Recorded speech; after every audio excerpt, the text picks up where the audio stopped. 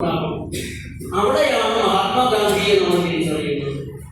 അഹിംസാത്മക രാഷ്ട്രീയം, അഹിംസാത്മക സമൂഹം. പലരും പറയും അടിക്കടിയടിക്കണം, തിരിച്ചടിക്കണം. ഗാന്ധി പറഞ്ഞ അഹിംസയും പറഞ്ഞൊന്നും കാര്യമായില്ല. ഈ സമൂഹത്തിലെ അക്രമം കൂടിക്കൂടി വന്നാൽ ഗോവിന്ദചാമിമാരും ചെന്താമരകളും ഈ സമൂഹത്തിൽ ഇങ്ങനെ വിരിയാൻ തുടങ്ങിയാൽ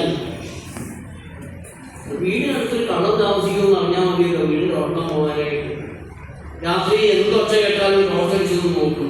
ദിവസവും രാത്രി 4-5 പ്രാവശ്യം ഡോക്ടടിച്ചു ഓട്ടം പറഞ്ഞു കഴിഞ്ഞാൽ തീർന്നില്ല. അതേപോലെ മിതമായ കാലാവസ്ഥ, പരിസ്ഥിതി, ഈ 9 കാര്യങ്ങൾ കൂടിച്ചേർന്നാലാണ് നമുക്ക് യഥാർത്ഥത്തിലുള്ള ആനന്ദം, ആരോഗ്യത്തിൻ്റെ ആനന്ദം. ലോകത്ത് ഒരൊറ്റ ആനന്ദമുള്ളൂ, ഒറ്റ ആനന്ദമുള്ളൂ, ആരോഗ്യത്തോടെ ആയിരിക്കുക. ഇതല്ലാത്ത മറ്റൊരു സന്തോഷവും ആനന്ദവും ഈ ഭൂമുഖത്തില്ല എന്ന് നിങ്ങൾ തിരിച്ചറിയുന്നോ അന്ന് നമ്മൾ രക്ഷപ്പെടും. ആരോഗ്യത്തോടെ ആയിരിക്കുക. അല്ല, എനിക്ക് ആനന്ദം സിനിമ കാണുന്നതാണ്.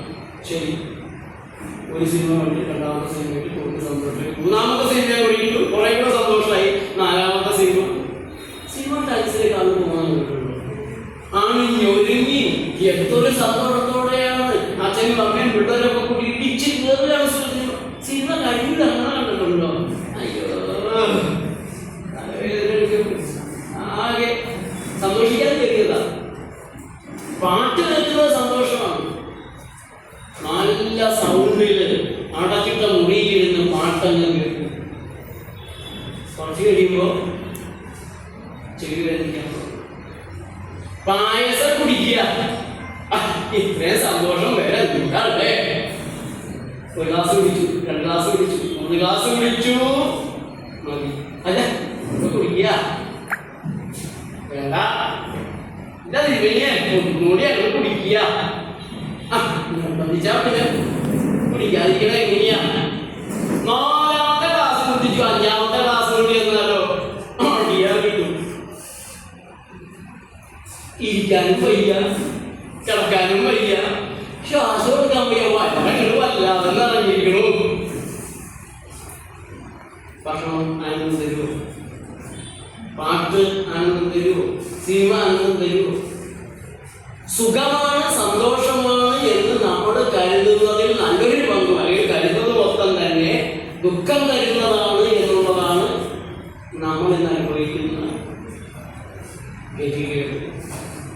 അപ്പൊ യഥാർത്ഥത്തിലുള്ള ആനന്ദം എന്താണ്, സന്തോഷം എന്താണ്, അത് തിരിച്ചറിയാൻ ഞാനെപ്പോഴും പറയാറുണ്ട്, നമ്മുടെ സ്കൂളുകളിലെ കുട്ടികളെ കൊണ്ട് കുട്ടികൾക്ക് പഠിക്കാൻ ഭഗവത്ഗീത ഒരു ടെക്സ്റ്റ് ബുക്കായിട്ട് കൊടുക്കണം.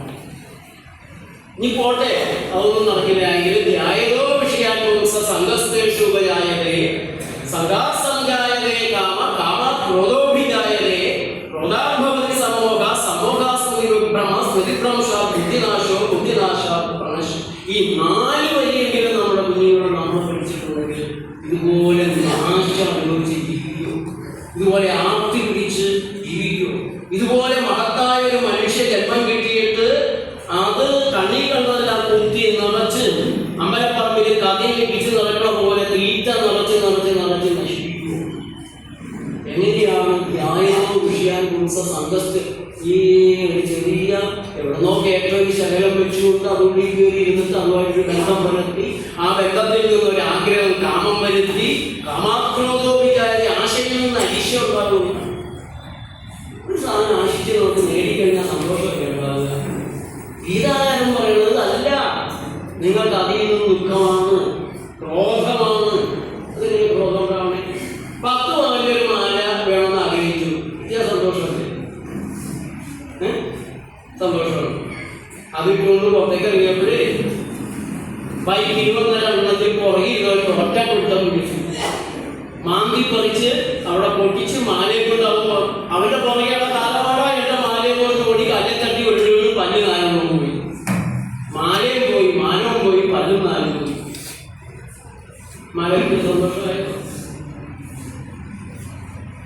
ഒന്നും വേണ്ട